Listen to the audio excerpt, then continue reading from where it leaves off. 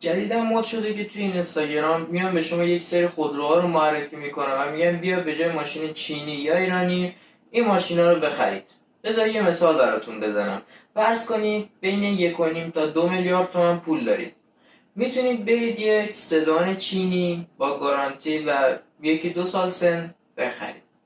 از اون طرف میتونید برید یه آلمانی مثل BMW 3 E60 رو با سن حدود 15-20 سال تهیه کنید. خب الان اینجا 2 تا راه جلوتون بازه، یه آلمانی قدیمی، یه چینی تازه نفس. ولی اینو شما مطمئن باشید بعد از خریدن اون BMW به کل تصورتون از برند BMW عوض میشه. یه ماشین پرخرج، یه ماشینی که اون سواری و شتاب سابق رو نداره و ماشینی که چهرهش به نسبت قدیمی شده، اون پرستیژ BMW رو هم کم کم داره از دست میده.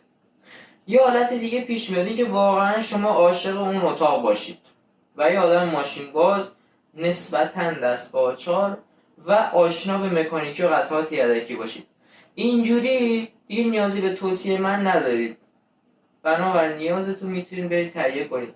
ولی پیشنهاد من اینه که اگر پدر یک خانواده هستید، اگر ماشین اول بر روزانتونه، برید شما سمت ماشینای قدیمی، ماشینای کلاسیک، هر چند زیبا و جذاب مثل ایسی نه.